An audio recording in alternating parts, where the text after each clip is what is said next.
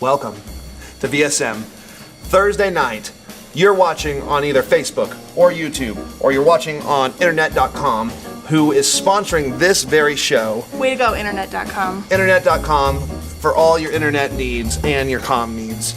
We are so glad that you're here. My name is AJ Hupp. I'm the student ministry pastor, and this is a really great friend and somebody who is a leader this summer for VSM, Isabel Bowling. What's up, Pastor AJ? And the emojis are going up all over town. Emoji. All the emoji. What emojis don't make sense to you? The olive one. My friend uses that one a lot, and I don't really know what it means. And then also the one that's like... I love you, I bet. Oh. Do you think that's what it is? That's definitely what it is. I just figured it out. Cracked the code. I should not be a youth. All of you. Well, that's why I know all about emojis and stuff. That's why I do what I do. Isabel was one of my students for years at a church in South Denver called Orchard Road Christian Center. Ooh. And she's awesome. And Isabel, tell me a little bit about, you've had experiences with God. I was there when you experienced God. Tell me something about camp. Yeah, so camp, I say, were definitely markers in my walk with God. And the first one I ever went to was when I was in 6th grade, and I wasn't really sure about God. Because that's the point where you start realizing that, like, oh my gosh, I can have a relationship with God that is not my parents' relationship. Yeah. And so I was kind of on the fence, and I remember being in a worship session, and I was in 6th grade, and so I was like, I'm too cool for this. And I'm seeing all of these people weeping and crying, people are getting saved and healed. And there was this one guy, he had a bum leg and he got healed, and I was like, this is definitely not fake. Like, this is real. And that was when I remembered, okay, God is real, and I'm going to seriously pursue a relationship with him. And so that was one of the defining moments where I just made a choice to just go for God.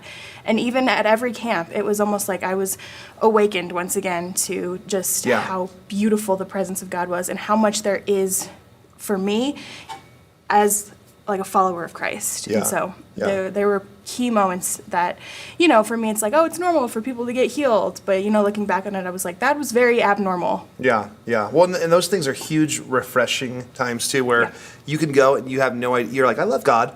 And then you encounter him and you're like, oh my gosh, I forgot how much I was missing. And it brings you into reality again. Totally. It's so cool. So missions trips, you went on 2 or 3 missions trips with me, but you've gone on tons more. Yes. And you go to Oral Roberts University. You go on missions trips with them, right? Have you gone on any trips? I was gonna go to Romania with them, but it got canceled because of COVID. Coronavirus. Yeah, coronavirus does that. But you've been on tons and tons of missions trips before me and after.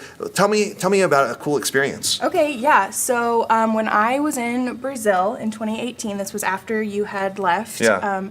I was in a place in my life where I didn't really love God, but we got a chance to do some street ministry on the streets of Recife, Brazil. Mm-hmm. And we were supposed to be there for the kids.